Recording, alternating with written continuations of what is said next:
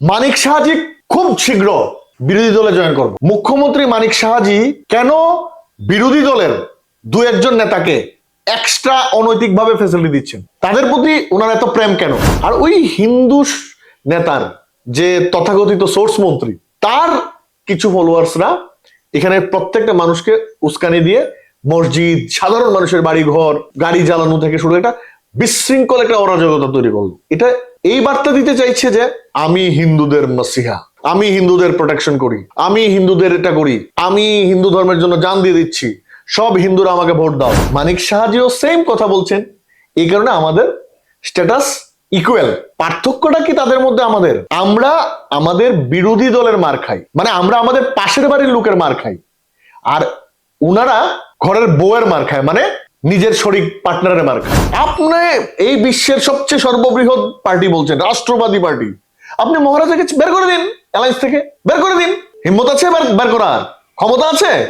আপনাকে দিল্লি নেতৃত্ব জিজ্ঞেস করে? মহারাজার বোনকে এমপি টিকিট দিয়েছে direct Rebati Tripura standing MP, দুঃসময়ের বিজেপির কর্মী, স্ট্যান্ডিং এমপি কে কেটে মহারাজার বোনকে প্যারাশুট দিয়ে টিকিট দিয়েছে। জিজ্ঞেস করেছে দিল্লি নেতৃত্ব বিজেপির মুখ্যমন্ত্রীকে বা বিজেপির সভাপতিকে? তাদের দু পয়সার দাম নেই দিল্লির নেতৃত্বের কাছে। যে এই অ্যালায়েন্সে মহারাজা প্রদ্যুৎ মানিক্য বিজেপির সঙ্গে যায়নি, বিজেপি মহারাজার সঙ্গে এসছে অস্তিত্ব বাঁচানোর জন্য। আপনার মুখে অনেক মহারাজ প্রদ্যুৎ কিশোরের অনেক প্রশংসা শুনেছি, তবে 28-এর আগে কি রাকুদাস দল পরিবর্তন করে মহারাজার সাথে যাবেন? কিন্তু জিতেন চৌধুরী আরো বালিশ পাঠাচ্ছে মানিক শাহর জন্য, কুল বালিশ, যে ভালো করে ঘুমুন। জিতেন চৌধুরীজির মতো যদি নেতৃত্ব বিরোধী দলতে থাকে, তাহলে তো মুখ্যমন্ত্রীর কোনো পরিশ্রমই নেই। বহু এমএলএ বাবা ভিক্ষা করতো থালা নিয়ে, আর আজকে এমএলএ হওয়ার পরে কোটি কোটি টাকার প্রপার্টি। নমস্কার, আপনারা দেখছেন পিসি মিডিয়ার, আমার সাথে রয়েছেন আইনজীবী রাকুদাস। আপনাকে অনেক অনেক স্বাগত পিসি মিডিয়া। নমস্কার। আচ্ছা, আমরা রাজ্যের বুকে ইদানিংকালে কিছু ঘটনা দেখতে পাচ্ছি, বিশেষ করে মব লিঞ্চিং এর মতো ঘটনা, কিছু মানুষ একত্রিত জড়ো হয়ে হামলা হুজ্জতির ঘটনা, সাম্প্রদায়িক ঘটনা আমরা দেখতে পাচ্ছি। বিশেষ করে আপনি যে বিধানসভা থেকে আসেন, ফটিকরায়ের শিমুলতলার একটা ঘটনা আমরা দেখলাম। একটি ছোট্ট ঘটনাকে কেন্দ্র করে এটা বড় ঘটনা হয়েছে। কৈলাসহরের এই যে ঘটনাটা আমরা দেখলাম, এই যে কিছু মানুষ জড়ো হয়ে একত্রে এই যে ভাঙচুর চালানো, মারপিট, এইসব যে ঘটনাটা ঘটছে, ঠিক কিভাবে সেটাকে আপনি দেখছেন? আর যেহেতু আপনি আইনজীবী, আসলে এই ধরনের ঘটনার পরে অনেকের নাম জড়িয়ে যায়, কিছু কিছু ক্ষেত্রে রাজনৈতিক প্রতিহিংসায়ও অনেক যুবকের নাম জড়িয়ে যায়। তো এই বিষয়গুলো নিয়ে কি বলবেন? প্রথমে আপনার পিসি মিডিয়ার দর্শকদের প্রণাম এবং শুভেচ্ছা জানাই। আমি এই ব্যাপারে বলতে গেলে বলবো যে আমিও দেখেছি যে এটাকে ধর্মীয় বা সাম্প্রদায়িক রূপ দেওয়ার চেষ্টা ইদানিংকালে হচ্ছে। এই ঘটনাটা আমি পুরোটা, এই ঘটনায় অনেকজন আসামি আছেন, তাদের পক্ষে আমরা মামলা লড়ছি। আমি জাস্ট পুরো ঘটনাটার মধ্যে খুব শর্টেই বলতে চাই যে এই ঘটনাটা আসলে কোনো সাম্প্রদায়িক ঘটনা নয়, কিন্তু এটাকে কেন এভাবে করা হলো, রিজন হলো এই রাজ্যের বিজেপি সরকার, আর সবচেয়ে বড় এই ঘটনাগুলোর জন্য দায়ী এই ডিস্ট্রিক্টের একজন মন্ত্রী। কেন বলছি, এবং আপনি যদি বলেন কোন মন্ত্রীর কথা, আমি বলতে পারি সোর্স মন্ত্রীর কথা। গুগলে সার্চ করলে সোর্স মন্ত্রীকে আপনি জেনে নেবেন। এই সোর্স মন্ত্রী প্রতিদিন, প্রতি মুহূর্তে সাম্প্রদায়িক উস্কানিমূলক কমেন্ট করতেই থাকে।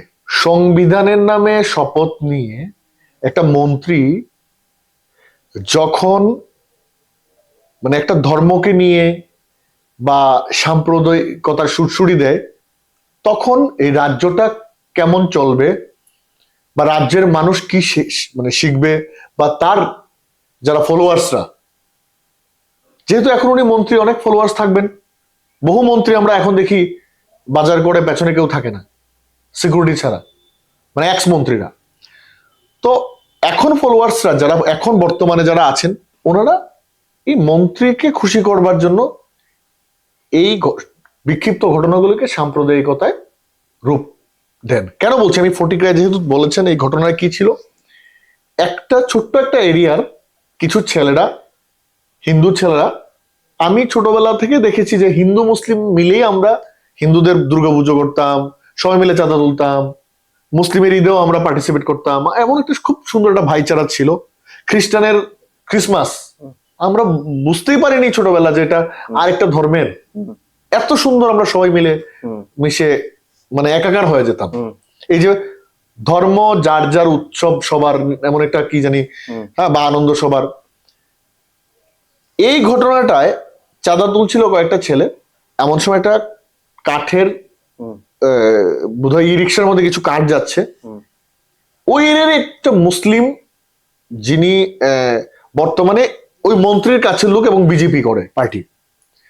তো যখন কাঠ যাচ্ছে নর্মালি চাঁদা চায়, তো মানুষ কাঠের কথা ভাবলে মানুষ ভাবে যে 2 নম্বরই কিছু আছে, টাকা চাইছি।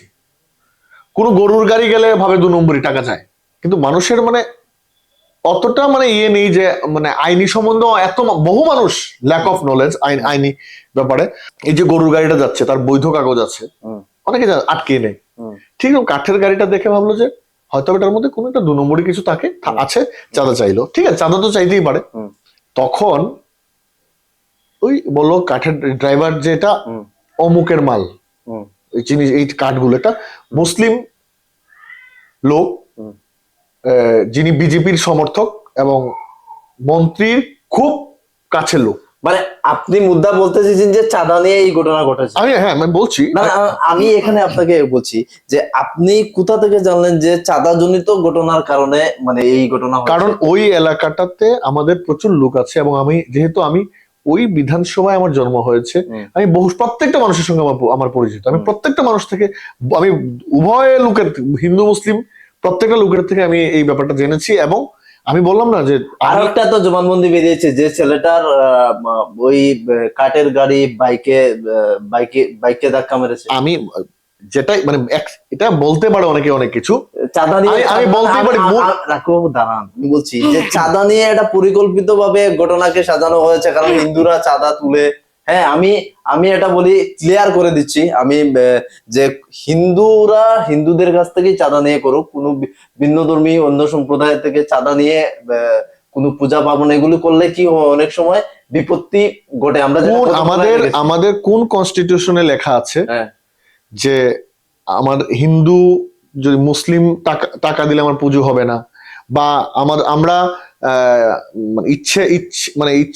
আমাদের ইচ্ছে মতো আমি এই মসজিদে মাজারে আমি টাকা দিতে পারবো না? কে বলে? কোথায় বলা আছে? আমি সংবিধানের বলার কথা বলছি না, তোরা আমি যেটা আমি আপনি আমাকে এই পর্যায়ে দাঁড়িয়ে গেছে, আপনি আমাকে বলতে দিন আমি কথা। তাহলে আপনাদের বিধায়ক কেন বললেন যে হিন্দুরা পূজা করুক আর যা করুক, মুসলমান থেকে কেন চাঁদা নেবে? বিরোধী সেনার স্টেটমেন্ট দেখুন। এটা বিরোজিৎ বাবু যদি বলে থাকেন, উনি সিনিয়র লিডার, উনি কেন বলেছেন এটা ওনার থেকে স্পষ্টীকরণ আপনি নেবেন। আমি আমার কথা বলছি যে চাঁদা জোর করে না, আমি কাউকে অ্যাপ্রোচ করতেই পারি যে আমি পুজো করছি, আমাদেরকে একটু সাহায্য করুন, এলাকার লোক হিসেবে আমরা চাইতেই পারি। এবং আমি হিন্দু, আমার এলাকায় যদি কোনো মুসলিমেরও কোনো কিছু হয় আমরাও দিয়ে থাকি বিভিন্ন ভাবে। তো এটা যার যার মানে মনের ব্যাপার। আমি তো বিভিন্ন জায়গায় মসজিদে যাওয়ার সময় কিছু আমি মন্দিরে যেভাবে দক্ষিণা দিই, আমি মসজিদেও আমার সাধ্যমতো আমি কিছু, এটা এটা এটা যার যার মনের ব্যাপার। হ্যাঁ, কারণ আমরা তো মনে করি যে ঈশ্বর এক। তো দেখুন, মূল যে কথাটা আপনি ডাইভার্ট করবেন না, মূল কথাটা হলো এই যে মুসলিম লোকটা উনি এসে চমকালেন, এই করবো সেই করবো এই করবো। তো এতে কি হলো, ওনার সঙ্গে আরো ওনার আত্মীয় স্বজন একটু বেশি ছিল, ওরা চলে এসছে। আসার পরে উনি ওই লোকগুলো একটু ভয় পেয়ে গেছে, হিন্দু লোকগুলো, একটু প্র্যাকটিক্যাল কথা বলছি আমি আপনাকে। ভয় পাওয়ার পরে কি হলো, এখানে একটু ছোটখাটো ধাক্কাধাক্কি হলো বা এই ধরনের একটা হলো। তারপর কিছু হিন্দু যারা ওই উস্কানিমূলক মানে মন্তব্যের সঙ্গে যারা জড়িত, ওরা বলছে যে আমরা দেখে নেব। ঘটনাটা ঘটালো কে? ওই কাঠের মালিক মুসলিম লোকটা, আর ওই হিন্দু নেতার যে তথাকথিত সোর্স মন্ত্রী, তার কিছু ফলোয়ার্সরা এখানে প্রত্যেকটা মানুষকে উস্কানি দিয়ে মসজিদ, সাধারণ মানুষের বাড়ি ঘর, গাড়ি জ্বালানো থেকে শুরু একটা বিশৃঙ্খল একটা অরাজকতা তৈরি করলো। এটা কেন? কারণ এটা এই বার্তা দিতে চাইছে যে আমি হিন্দুদের মসিহা, আমি হিন্দুদের প্রোটেকশন করি, আমি হিন্দুদের এটা করি, আমি হিন্দু ধর্মের জন্য জান দিয়ে দিচ্ছি, সব হিন্দুরা আমাকে ভোট দাও। এই ভোটটাকে মানে হিন্দুদের মাথাটাকে ডাইভার্ট করে ভোট নেওয়ার এই পলিসি এই লোকটা করছে। এবং আমি বলতে চাই যদি উনি হিন্দুদের মাসিহা হয়ে থাকেন, বহু হিন্দু ছেলে 13 জন আসামি এই কেসে এখন অব্দি অ্যারেস্ট হয়েছে। আমি এই কেসে ইনভলভ আছি। কোথায় যারা হিন্দু এই কেসের মধ্যে পুলিশ অসহায় লোকদের, যারা ওই এরিয়ার লোক না, অনেক দূরে 10 কিলোমিটার দূরের, খুব গরিব, এই চাঁদা তোলা বা এই যে যে ভৈরব মেলা যেখানে হয় এই ব্যাপারের সঙ্গে কোনো যুক্তই নয়, ওদের সাধারণ মানুষকে ধরে ধরে পুলিশ জেলে ঢুকাচ্ছে। যার বাড়ি জ্বালালো তাকে জেলে ঢুকালো, যার গাড়ি জ্বললো তাকে জেলে ঢুকালো। যে একটা সাধারণ হিন্দু কাঞ্চনবাড়ির দিক থেকে, কাঞ্চনবাড়ি থেকে সে কুমারঘাট যাচ্ছে, যেহেতু মেইন রোড, পুলিশ দেখলো এই লোকটার পেছনে কোনো পলিটিক্যাল সাপোর্ট নেই, ফাইন্যান্সিয়াল সাপোর্ট নেই, পুলিশ ঢুকে দিল জেলে। কেন? মুখ্যমন্ত্রীকে রিপোর্ট দিতে, মুখ্যমন্ত্রী প্রেস কনফারেন্স করে বলতে হবে সব আসামিকে অ্যারেস্ট করে দিয়েছি, আমাদের রাজ্যে আইনের শাসন আছে, আমাদের পুলিশ কাজ করছে। কিন্তু পুলিশ আসল যে আসামি, যারা এই সোর্স মন্ত্রীর ছত্রছায়া আছে, যারা এই ছত্রছায়া থেকে এই এলাকায় একটা বিশৃঙ্খল পরিবেশ তৈরি করলো, তাদেরকে কিন্তু পুলিশ অরিজিনাল একজন আসামিকে অ্যারেস্ট করলো, বাকি 12 জন আসামি নির্দোষ। এই ঘটনার সারা বিধানসভার মানুষকে আপনি ইনভেস্টিগেশন করে দেখুন, নির্দোষ লোককে অ্যারেস্ট করলো। কোথায় মন্ত্রী? হিন্দু নির্দোষীরা জেলে কাঁদছে পরিবার পরিজন নিয়ে, কোথায় হিন্দু মাসিয়া? তো এগুলি হলো কে হিন্দু জেলে গেল না কে মুসলিম জেলে গেল, এটা নেতাদের কিছু আসে যায় না, ওনারা ওনাদের রাজনৈতিক ফায়দা তুলতে চায়। তাই আমি আমার ভিডিও বার্তার মাধ্যমে এই ঘটনার পরে আমি অ্যাপিল করেছি যে এই ধরনের ঘটনা থেকে কোনো নেতার উস্কানিতে কেউ যাতে পা না দেয়। এতে যারা আক্রমণ করলো এবং যারা আক্রান্ত হলো তাদের কোনো লাভ নেই, লাভ পলিটিশিয়ানসদের। এবং এটা রেজাল্ট পাচ্ছে, সাধারণ হিন্দু মুসলিমরাও অ্যারেস্ট হয়েছে, সাধারণ নিরপরাধ হিন্দুরা অ্যারেস্ট হয়েছে। তো এটা কোনো ধরনের মানে সাম্প্রদায়িক ছিল না, এটা ইন্টেনশনালি এটাকে সাম্প্রদায়িকতায় পরিণত করতে চাইছে কিছু ভোটবাজ পলিটিশিয়ান। ঠিক আছে, আমি এর জন্যই বলেছিলাম যে এটা দুটি গোষ্ঠীর মধ্যে কিংবা দুটি মানুষের মধ্যে এটা সামান্য একটা বিবাদকে কেন্দ্র করে এত বড় ঘটনা হয়ে গেল। তবে এটাই বলতে যাবো আমার দর্শকদের যে আমরা ভারতবর্ষে থাকি, নানা জাতি নানা ভাষার মানুষ আমরা এখানে থাকি, আমাদের ধর্ম যার যার আলাদাভাবে আমরা পালন করি, কিন্তু এই ধর্মের নামে এইসব করা কিন্তু ঠিক না এবং সেটা সম্পূর্ণ অন্যায়। ত্রিপুরাতে যে জায়গায় এ ধরনের ঘটনা হয়েছে আমরা তার সম্পূর্ণ নিন্দা করি। তো আমি পরবর্তী প্রশ্নে যাচ্ছি রাকুদা।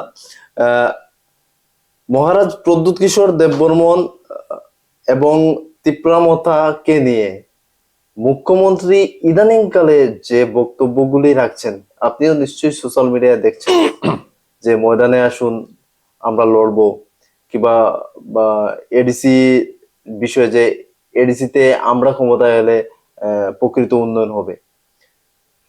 এবার আমার প্রশ্নটা হচ্ছে যে শাসক দলের শরিক মতা এবং বিজেপি এডিসি বুট নিয়ে পুরো ময়দান গরম করে ফেলেছে, কমিউনিস্ট পার্টি কংগ্রেস কোথাও সিনে নেই, কি বলবেন? দেখুন, আপনি বলছেন কংগ্রেস, আমি কমিউনিস্টের কথা বলতে পারবো না, আমি কংগ্রেসের কথা বলছি কংগ্রেস কোনো জায়গায় সিনে নেই। আমি বলছি কংগ্রেসের আজকের দিনে যে স্ট্যাটাস, বিজেপির একই স্ট্যাটাস। আপনি বলবেন যে আপনি কংগ্রেসের 3টা এমএলএ আর বিজেপির 34টা এমএলএ, আপনি কি মেন্টালি ডিসব্যালেন্স হয়ে গেছেন? আপনার প্রশ্নটা আমি বলে দিলাম। কেন আমি বললাম? এই যে 34টা এমএলএ বা 33টা এমএলএ আর 3টা এমএলএ, তখন ছিল 2023 সাল, আজ 2026 সাল।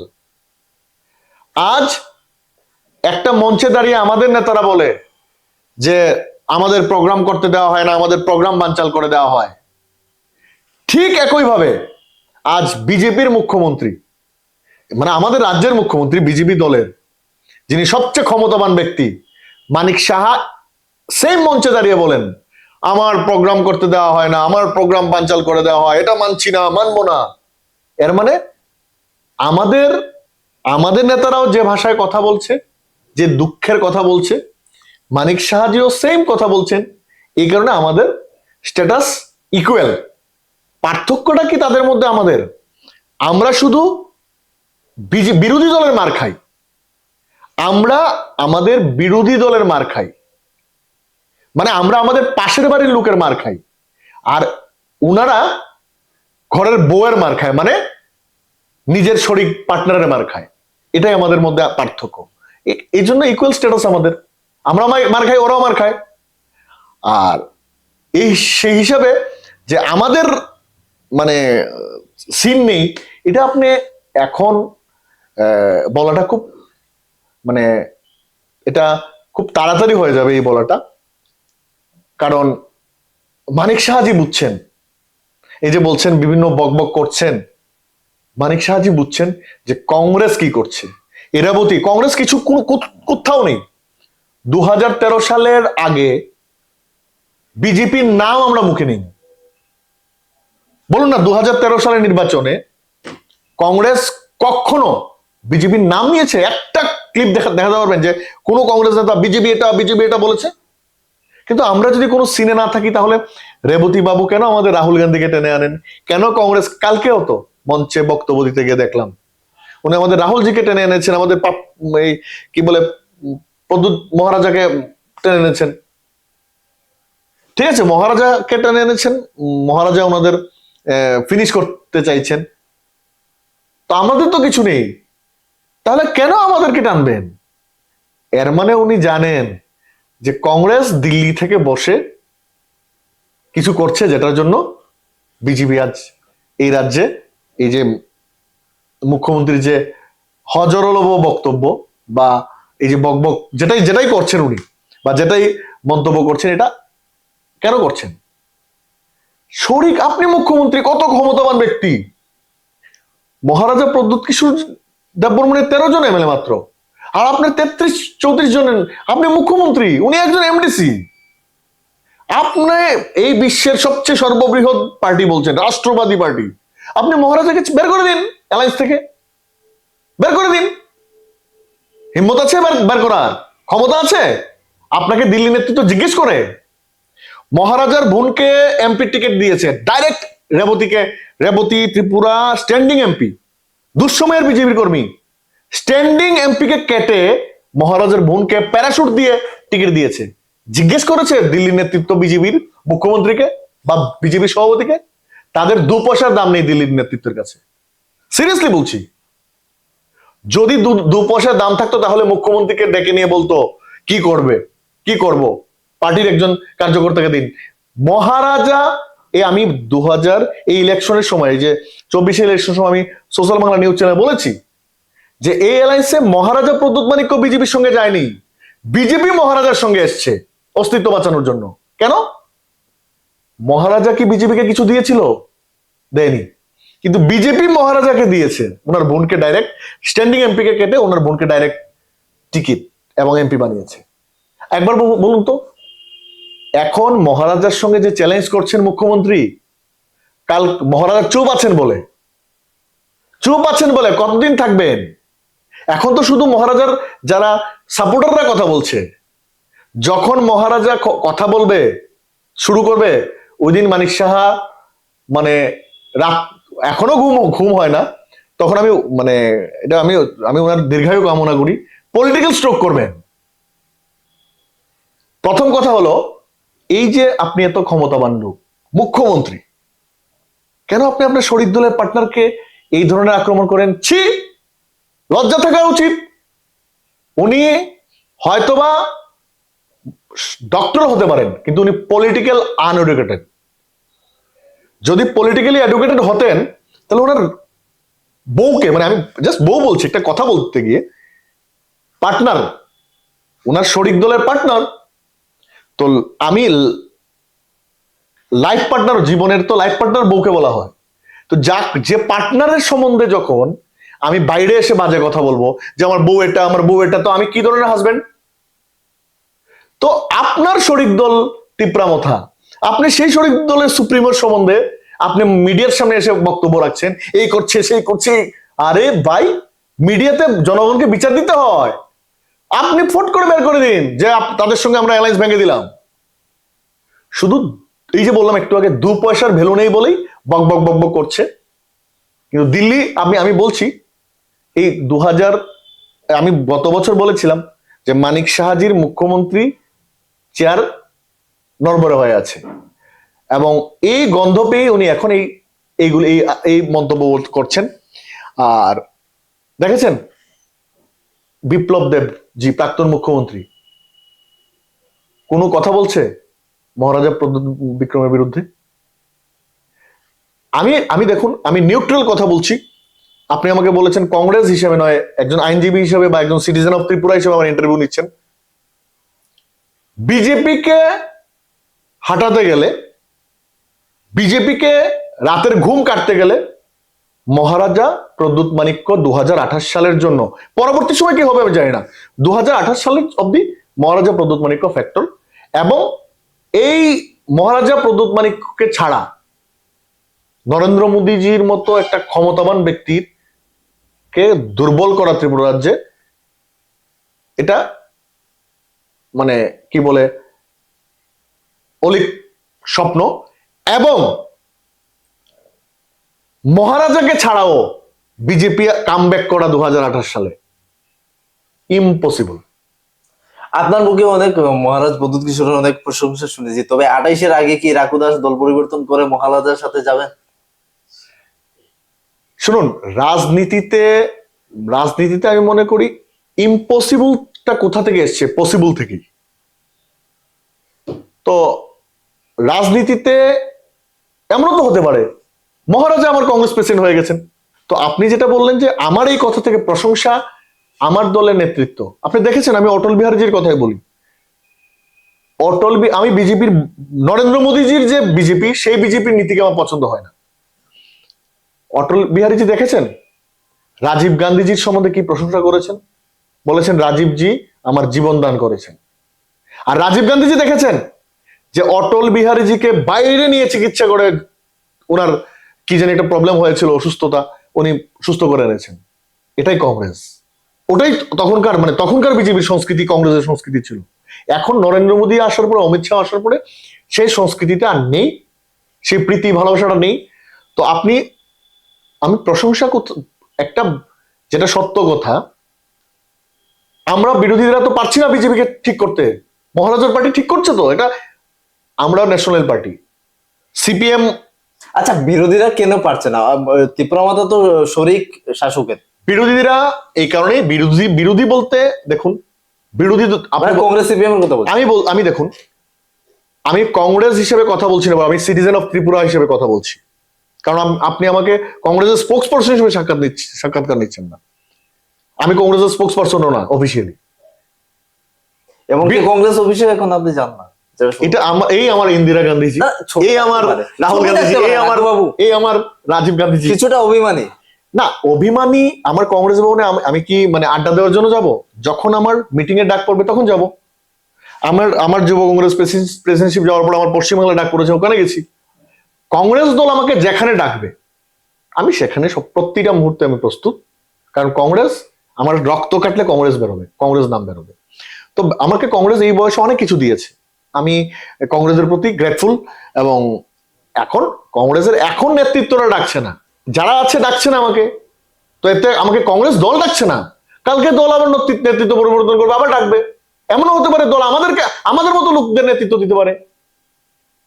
তো কোনো ব্যক্তি যদি আমাকে মিটিং এ না ডাকে, ধরুন মাইনরিটির চেয়ারম্যান হয়েছে কেউ, একটা কথা বলছি, উনি একটা মিটিং করেছেন, আমি এক্স প্রেসিডেন্ট হিসেবে যদি আমাকে ডাকে আমি যাবো মিটিং এ। যদি না ডাকেন আমাকে প্রয়োজন নেই, বুঝতে হবে। তো আমি কেন যাবো ওনাকে ডিস্টার্ব করতে? উনি ওনার মতো কাজটা করবেন, আমাকে যে দায়িত্ব দেবে আমি দেবো, করবো। সেকেন্ড কথা হলো, কংগ্রেস ভবনে গেলেই যে কংগ্রেস ভবনে না, আগরতলার কংগ্রেস ভবনে গেলেই কংগ্রেস হয়ে যাব, আর আগরতলা কংগ্রেস ভবনে না গেলে আমি কংগ্রেস না, এটা আমি জানি না কোথা থেকে পেলেন, এটা আমি জানি না। কিন্তু আমি যেটা বলতে চাই, যেটা মূল যে কথা থেকে আপনি ডাইভার্ট হয়ে গেছেন, যে বিরোধী দল, আপনি সত্যি বলুন না, জিতেন চৌধুরী বিরোধী দল নেতা, কোথায় ওনার এক্সিস্টেন্স? কি করছেন উনি? কি করছেন বলুন? কিন্তু কতবার মানিক সাহা জিতেন চৌধুরীকে অ্যাটাক করছে বা অন্য কোনো তৃণমূল তাদেরকে অ্যাটাক করছে, কিন্তু প্রত্যেকটা মুহূর্তে মহারাজা প্রদ্যোৎ মাণিক্যকে অ্যাটাক করছে। কেন? সঠিক দল হওয়ার পরও বিরোধীর কাজটা তো এখন তীব্রমতা করছে। বিরোধী দলতার কাজ তীব্রমতা ডেভিড মুরাসিং বরং করছে বিরোধী দলতার থেকে বেশি কাজ। বিরোধী দলতার এক্সিস্টেন্সটা কোথায়? আমাদের সিএলপি লিডার মন্ত্রীর বিরুদ্ধে মামলা করেছে, আমাদের দলের পরিষদীয় দলনেতা বিরোধী সিনহাজি, টিঙ্কু রায়ের বিরুদ্ধে। কোথায় আমাদের জিতেন চৌধুরী বিরোধী দলনেতা হিসেবে ওনার ভূমিকা? দেখেছেন পশ্চিমবাংলায় এই কি বলে এই শুভেন্দু অধিকারী কি কি ভূমিকা? মমতা ব্যানার্জিকে ঘুমোতে দিচ্ছে না, কিন্তু জিতেন চৌধুরী আরো বালিশ পাঠাচ্ছে মানিক সাহার জন্য, কুল বালিশ, যে ভালো করে ঘুমুন। জিতেন চৌধুরীজির মতো যদি নেতৃত্ব বিরোধী দলনেতা থাকে, তাহলে তো মুখ্যমন্ত্রীর কোনো পরিশ্রমই নেই। তো দেখুন, আমি কেন এটা বলছি, প্রথম কথা হলো আমাদের, হ্যাঁ, আমরা আমাদের দলের কথা এখানে মিডিয়ার মধ্যে বলা উচিত না, বলবো না। প্রথম কথা হলো, খুব দ্রুত আপনারা দেখতে পারবেন যে কংগ্রেস ছাড়া বা কংগ্রেসের ব্যতিক্রম বা কংগ্রেসের বিকল্প এই রাজ্যে অন্য কোনো দল তৈরি হতে পারবে না, এবং বিজেপিকে ক্ষমতাচ্যুত করতে 2008 সালে কংগ্রেসের এবং আমাদের নেতা রাহুল গান্ধীজির ভূমিকা অপরিসীম থাকবে। আমি আরেকটি কথা বলছি আপনাকে, মানিক সাহাজি খুব শীঘ্র বিরোধী দলে জয়েন করবে। আপনি স্বাভাবিক আছেন তো? আরে কেন বিরোধী দলে জয়েন করবে জানেন? আমি এটা তথ্য দিয়ে আজকে বলবো না, বলবো, আমাকে অল্প দিন সময় দিন।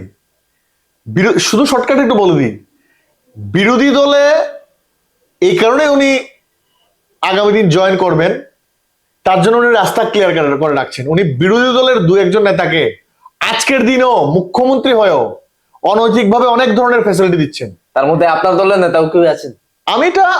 আমি বললাম না, আগেই তো বলে দিলাম যে আমি এটা বলবো, সময় আসুক।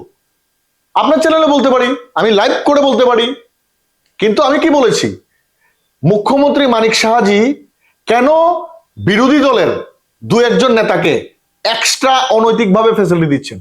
তাহলে নিশ্চয়ই উনি বিরোধী দলে জয়েন করবেন। তাদের প্রতি ওনার এত প্রেম কেন? বড় অভিযোগ করছেন কিন্তু আপনি। আমি বলছি তো, কেন ওনার এই বিরোধী দলের দু একজন নেতার প্রতি এত প্রেম? যদি সবার প্রতি সমান থাকতো তাহলে ঠিক আছে, স্পেসিফিক দুজনের প্রতি কেন? এর মানে উনি তাদের হাত ধরে বিরোধী দলে যোগদান করবেন, তার জন্যই তাদেরকে উনি অনৈতিকভাবে এক্সট্রা ফ্যাসিলিটি দিচ্ছেন, এবং এটা আমি খুব শীঘ্রই আপনাদের সামনে তুলে ধরবো। ধন্যবাদ। যাই হোক, এটুকু মনে করিয়ে দিতে চাই, কংগ্রেসের বর্তমান 3টি আসন রয়েছে। তো 3টি আসন নিয়ে আগামীতে ক্ষমতায় আসার স্বপ্ন আপনারা দেখছেন, সেটা জনগণ নির্ধারণ করবে। সারা ভারতবর্ষে বিজেপির এমপি আসন 2টি ছিল। আজ বিজেপি এই দেশের সবচেয়ে ক্ষমতাবান পার্টি।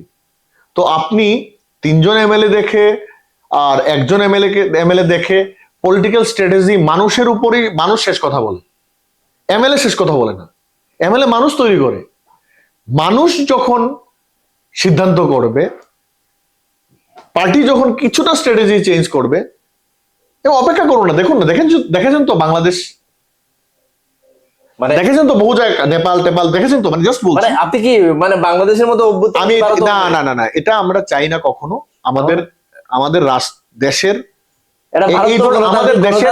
আমাদের দেশের এই ধরনের বদনাম হোক, এটা আমি চাই না। আমি জাস্ট বলছি, মানুষ চাই। ভারতে এরকমের পরিস্থিতি তৈরি হয়নি, এবং ভারতের জনগণ, আমি আপনাকে একটা কথা মনে করিয়ে দিতে চাই, আমি আপনাকে একটা কথা মনে করিয়ে দিতে চাই। আমাদের এই ভারতবর্ষের আয়রন লেডি ইন্দিরা গান্ধীজি জানেন তো কিভাবে, মানে বিপুল ভাবে হেরেছিলেন, আবার খুব তাড়াতাড়ি বিপুল সংখ্যাগরিষ্ঠতা নিয়ে আবার জিতেছে। আবার তিনিই ভারতে ইমার্জেন্সি লাগু করেছিলেন। আরে সংবাদপত্রের স্বাধীনতা হরণ করেছিলেন, নেতাদের জেলবন্দি করেছিলেন, সেটাও তো ইতিহাস রাখো বাবু।